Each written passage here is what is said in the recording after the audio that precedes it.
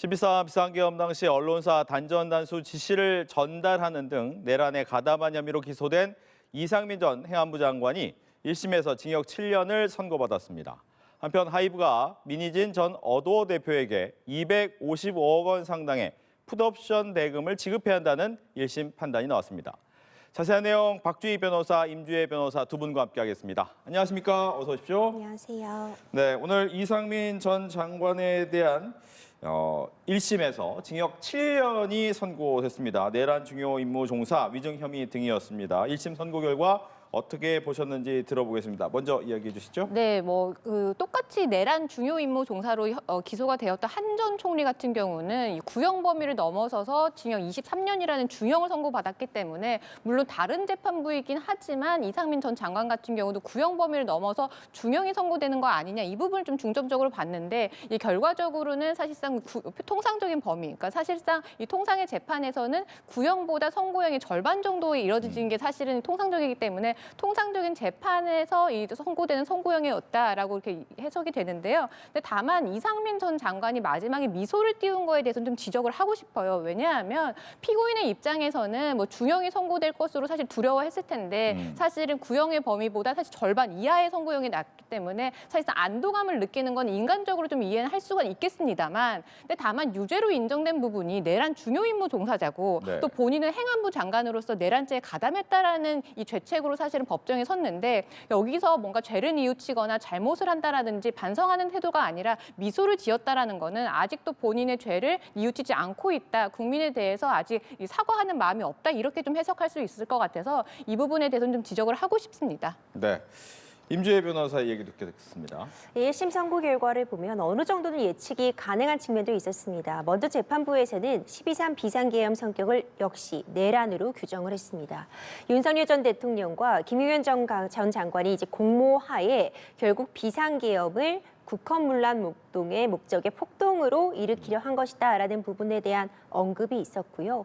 이상민 전 장관의 행위, 그러니까 단전단수 지시 문건의 존재를 인정함과 동시에 이상민 전 장관이 단전단수 지시를 하였다는 부분까지 이번 재판부에서는 모두 인정을 하였기 때문에 이 부분 결국 내란의 주요 임무 종사가 인정이 됐습니다.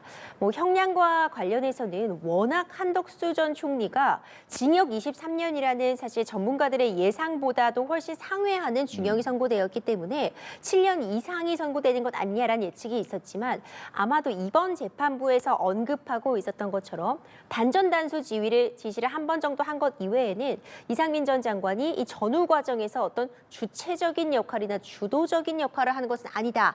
라는 점이 좀 감안된 것 같고요. 한덕수 전 총리는 국무총리였고 이상민 전 장관은 행정안전부 장관으로서 국무위원의 지위에 있었다는 점, 이 지위에 있어서의 일정 부분 차이점도 좀 고려한 것이 아닌가 싶습니다. 네. 다만 재판 전 과정에서 이상민 전 장관이 범행을 결국 부인한 부분과 관련해서는 이 부분은 양형에 그래도 반영이 되어서 징역 7년 정도가 선고된 것이 아닌가 생각이 됩니다. 예, 23년 선고받은 것과의 큰 차이 부분에 대해서 설명을 좀 해주셨는데 박주희 변호사께서도 23년보다 좀 많이 작아지는 거잖아요. 본인의 구형보다는 절반 정도. 이유가 어디 있을까요? 일단 법적으로 따졌을 때는 어떤 행위를 하는 자기와 어떤 행위를 하지 않은 부자기를 따졌을 때는 자기가 조금 더 불법성이 있다라고 봅니다. 왜냐하면 적극적인 행위니까요. 네. 그래서 한덕수 총리 같은 경우는 부자기로 인해서 이제 내란의 중요 임무 종사로 보는데, 그런데 이 양형이 달라졌던 거는 일단 국정의 2인자로서 내란을 막았어야 되는데 이걸 막지 못했다라는 지위 차이도 있었고요. 사실은 한 전 총리 같은 경우는 단순히 말리지 않은 것뿐만 아니라 외관을 적법하게 하기 위해서 이 국무회의에 대해서 국무위원들에게 빨리 오라고 독촉을 한다라든지 아니면 사후에 이 계엄 선포문을 만든다라든지 이런 부분에 있어서는 이 전 과정에서 좀 전반적으로 관여를 했다. 그렇기 때문에 조금 더 불법성이 높다. 이렇게 본 것 같고요. 다만 이상민 전 장관 같은 경우는 단전 단수 지시라는 어떤 자기의 어떤 행위를 했지만 사실상 이 행위가 전화 한 통에, 그러니까 행위 한 번에 그쳤고 사실상 그로 인해서 단전 단수가 실제로 이루어진 건 아니기 때문에 이 부분에 있어서는 양형에 있어서는 좀 감안할 부분이 있다. 이렇게 본 것 같습니다. 네. 이제 앞서 저희가 계속 얘기했다시피 징역 15년 선고해달라는 구형이 있었지만 절반 정도 수준이었고요. 그러다 보니 형량은 아쉬움이 있지만 항소 여부는 좀 고민해보겠다라고 얘기를 했거든요. 어떻게 예상하십니까? 아마 항소할 것 같습니다. 사실 뭐 직권남용 부분이 무죄가 나온 부분 때문에 항소를 한다기보다는 양형, 이 형량에 있어서의 아쉬움 때문에라도 특검은 좀 항소를 하지 않을까 생각은 되는 상황인데요. 사실 특검 측에서 주장했던 부분들, 특히 증거로 삼았던 부분이 대부분 인정이 됐습니다. 단전단수 문건이 있었다는 부분, 그리고 CCTV상에서 한덕수 총리와 이상민 전 장관이 문건을 보면서 대화하는 모습, 이런 부분들이 특검 측의 주장처럼 단전단수에 대해서 지시를 했고 논의를 했다, 다 받아들여졌거든요. 이제 그럼에도 불구하고 이 양형에 있어서는 이 구형에 훨씬 못 미치는 부분이 있었다라는 점을 근거로 해서 불법성이 더 높았다, 더 책임을 물어야 된다라는 취지의 항소는 있지 않을까 생각이 되고요. 이제 이런 부분 하나는 좀 지적을 하고 싶은데 한덕수 전 총리보다 3분의 1에도 미치지 못하는 형량이 선고됐습니다. 그러니까 누가 너무 많고 누가 너무 적다는 차원이 아니라 네. 국민들이 보기에 너무 들쑥날쑥한 것 아니냐, 재판부에 따라서 좀 달라지는 것 아니냐라는 그런 오해를 살 수도 있기 때문에 아마 항소심에 가서는 조금 더 이 부분이 조정은 있지 않을까라는 생각도 들고요. 네. 그리고 우리는 제한적인 자료를 보고 검토를 하게 되지만 재판부는 종합적으로 실제로 제출되는 자료들을 보고 판단하는 것이기 때문에 양형에 있어서 충분한 재량은 부여받을 수 있겠지만 이렇게 형량에서 차이가 나는 부분은 조금 더 설명이 필요하지 않을까라는 생각도 듭니다. 예. 특검이 과연 항소를 할 것이냐, 그리고 항소한다면 무죄 부분을 좀 더 집중적으로 할 것인지 아니면 양형 부분을 집중적으로 할 것인지 어떤 예상을 하시는지요? 일단 무죄와 양형 부분이 완벽하게 분리된다라고 볼 수는 없습니다. 왜냐하면 이번에 이제 선고형이 구형보다 낮아진 부분에서는 무죄 부분이 반영이 됐기 때문이거든요. 사실상 특검이 이제 구형을 한다라는 거는 사실상 이 기소한 범죄가 모두 다 인정된다는 전제로서 구형을 하는 건데 그 중에 일부가 무죄가 되었기 때문에 사실상 이 선고형이 낮아질 수밖에 없고요. 이 항소를 하면서 유죄 부분에 대해서만 양형을 높여줘서 이렇게 할 수는 없는 부분이거든요. 그렇기 때문에 무죄 부분에서 다투면서 이 사실관계라든지 아니면 법리 부분 이 부분을 좀 보강을 할 것으로 보이고요. 또 다만 이제 지금 많이 말씀하신 부분이 이제 내란 중요 임무 종사인데 네. 어떻게 이런 7년이라는 형이 나오느냐 이 부분에 대해서는 충분히 이제 비판의 소지가 있다라고 보이기 때문에 사실상 단순히 전화 한 통을 했는 게 중요한 게 아니라 행안부 장관으로서 이런 적극적인 조치를 하는 것 자체는 불법성이 높다. 그리고 실제로 단전 단수가 이루어지지 않았다고 하더라도 오늘 재판부가 선고에서도 지적했듯이 이 내란죄에 있어서 단전 단수라는 거는 위헌적인 조치이기 때문에 사실상 이 성패를 좌우할 수 있는 굉장히 중요한 행위였다라고 지적을 했거든요. 이런 부분에 비해서 사실은 양형이 너무 낮은 거 아니냐 이런 부분도 중점적으로 다툴 것으로 보입니다. 알겠습니다. 이제 재판부의 판단을 하나하나 좀 나눠서 보겠습니다. 이 전 장관이 윤석열 전 대통령으로부터 주요 기관 봉쇄 계획, 또 단전 단수 조치 지시 문건을 받고 이행을 했다. 그리고 지시했다라고 판단이 됐는데 일단 이 전 장관 측에서는 이것은 일정표였다라고 주장을 하고 있는데 이걸 받아들여지지 않은 거죠? 그렇죠. 재판부에서는 이상민 전 장관의 진술을 신빙성이 낮다고 보았습니다. 계속해서 탄핵 심판 때부터 쟁점됐던 부분입니다. 네. 결국 단전 단수 지시가 소방청장에게 있었다라는 부분을 1심 재판부에서는 확인을 한 건데요. 이상민 전 장관은 이에 대해서 대통령실 원탁 테이블에서 단전단수라고 써 있는 문건을 보기는 했지만 내가 그 문건을 받았다거나 아니면 그걸 가지고 구체적인 지시를 하달한 바가 없다는 주장을 했습니다. 그런데 대통령실 CCTV가 공개가 됐는데 이상민 전 장관이 양복 안주머니에서 문건 같은 걸 꺼내서 계속 보는 모습이 잡혔습니다. 이에 대해서 일정표를 확인하는 것이다. 본인의 일정을 계속해서 한번 확인해 본 것이다. 라는 취지로서 반박을 했는데 재판부가 보기에는 이것이 신빙성이 낮다고 본 것입니다. 지금 대통령이 비상계엄을 선포한다고 하고 있고 국무위원들이 차례로 참석을 하고 있는 와중에 본인의 일정표를 봤다는 주장보다는 실제로 단전 단수라는 이야기를 한 사람은 지금 이상민 전 장관밖에 없다라는 그런 증언들이 나오고 있기 때문에 진술의 신빙성이 매우 낮다고 봤고요. 오늘 결국 내란의 주요 임무 종사를 했다. 내란의 주요 임무 종사에 책임을 져야 된다라고 하는 데 있어 가장 결정적인 증거 그리고 가장 결정적인 그 논거가 이 단전 단수 지시에 대한 인정 부분이라고 보여집니다. 네, 이제 전 소방청장에게 단전 단수하라는 지시를 했다. 그 행위는 있었다. 그런데 직권남용은 무죄가 나왔단 말이죠. 이유가 어디 있습니까? 사실 이 부분 같은 경우는 이 단전단수 지시를 전달했느냐 안 했느냐 사실관계로 인해서 무죄가 선고된 게 아니라 법리 때문에 이제 무죄가 선고된 건데요. 이 직권남용 권리행사 방해라는 거는 본인의 이제 직무 안에 있는 부분을 남용을 해서 다른 사람에게 의무 없는 일을 시키거나 아니면 행위를 못하게 했을 결과가 발생을 해야 되거든요. 직권남용 권리행사 방해죄는 사실은 지시만 있었다고 하는 게 아니라 사실 지시로 인한 어떤 행위가 있어야 돼. 결과가 발생을 해야 되고 그리고 또 미수범을 처벌하지 않기 때문에 결과가 발생하지 않으면 처벌할 수가 없습니다. 아하. 그런데 오늘 재판부는 일단 이 소방청장에게 행안부 장관이 어떤 지시를 할 수 있는 건 직무 범위 안에 있는 건 맞다. 하지만 일선 소방서에서 이런 단전단수 조치에 대비를 한 거는 이런 이전 장관의 지시에 따른 게 아니라 이미 경찰청의 협조 대응이 있었기 때문에 이 부분에 대응을 한 것이기 때문에 이 지시에 따른 결과는 없었기 때문에 이 부분은 무죄다 이렇게 본 겁니다. 그렇기 때문에 특검은 이 부분에 대해서 이제 무죄 부분에 대해서 항소를 하려면 사실상 법리를 좀 보강할 필요가 있을 것 같습니다. 알겠습니다. 이제 또 하나는 과연 내란이라는 부분에 대해서 이번에는 다른 얘기가 나올 것이냐라고 했는데 바뀌지는 않았습니다. 결과적으로 내란이라는 부분에 대해서 명확하게 했고 이 부분이 19일에 예정된 윤 전 대통령 선고에도 영향이 있겠죠? 그렇죠. 사실 일반적이라고 한다면 오히려 먼저 본류라고 볼 수 있는 윤석열 전 대통령에 대한 재판이 먼저 선고가 되고 다른 피고인들이라고 할 수 있는 한덕수 총리나 이상민 전 장관에게 대한 재판이 선고되는 것이 그 순서로서는 보다 일반적인 상황이라고 볼 수 있을 것 같은데 역으로 이루어지고 있습니다. 그러니까 내란의 주요 임무를 담당했다는 그런 피고인들 먼저 재판이 선고되면서 어찌 보자면 이미 재판 결과가 어느 정도는 예측 가능한 그런 수준인데요. 물론 이론적으로 보자면 1심 재판에 불과하고 다른 재판부기 때문에 12.3 비상계엄의 성격을 다르게 규정하는 것은 충분히 가능합니다. 하지만 연달아서 두 번의 재판부에서 모두 12.3 비상계엄을 국헌문란 목적의 폭동이었다, 내란이었다라고 규정했다는 점은 윤석열 전 대통령의 이제 다음 주에 있을 선고에서도 동일한 논거가 사용될 가능성이 매우 높다라는 평가는 가능해 보이고요. 다만 어떤 형이 선고될지 부분은 충분히 그 여지가 넓혀져 있습니다. 재량권의 행사 범위 안에 있는 부분이기 때문에 재판부의 판단에 따라서 어떤 성이 선고될지는 차등이 충분히 있을 수는 있겠지만 네. 적어도 12.3 비상계엄의 성격을 달리 판단할 가능성은 매우 낮지 않나 생각이 됩니다. 알겠습니다.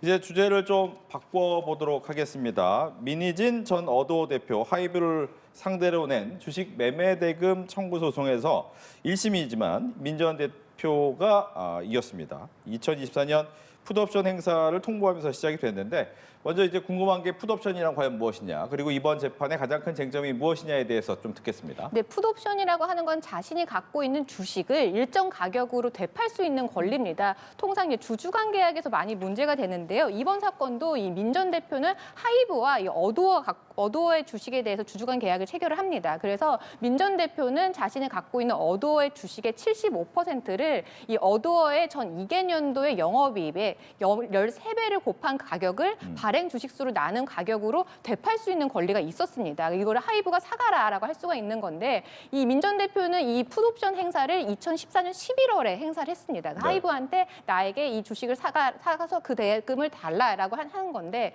하이브는 이에 대해서 이 민 전 대표가 이 주주간 계약상 이 계약상 의무를 중대한 의무를 위반을 했고 그것 때문에 자신들은 민 전 대표에 대해서 2024년 8월에 이미 주주간 계약을 해지를 했기 때문에 2024년 11월에 행사를 한 이 민 전 대표의 풋옵션은 의미가 없다, 행사는 효력이 없다라고 주장을 한 겁니다. 그렇기 때문에 이번 소송에서는 실제로 이 민 전 대표가 이 주주간 계약에서 정하고 있는 중대한 계약 위반을 했는지, 그리고 그게 2024년 8월에 이 계약이 해지가 되었는지, 이게 쟁점이었습니다. 네, 결과적으로 재판부가 255억 원 정도 줘야 된다, 하이브는. 그리고 주주간 계약 해지와 확인 청구도 받아들이지 않았는데 민 전 대표가 1심이지만 이렇게 승소하게 된 가장 큰 이유는 어디 있습니까?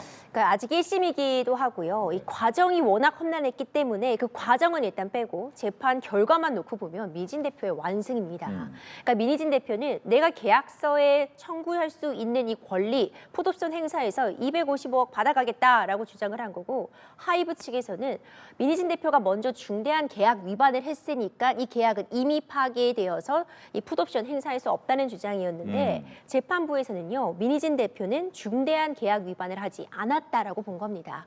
계속해서 하이비가 주장해왔던 민희진 대표 측에서 뉴진스를 빼가기 하려고 했다. 일부 다른 독립 레이블을 설립하려는 시도는 확인되지만 이것이 실행이 된 것도 아니고 여러 가지 경영사의 전략을 취하는 방법 중에 하나에 불과하지 하이브 측의 계약을 중대하게 파기하려는 것은 아니었다라고 본 것이죠.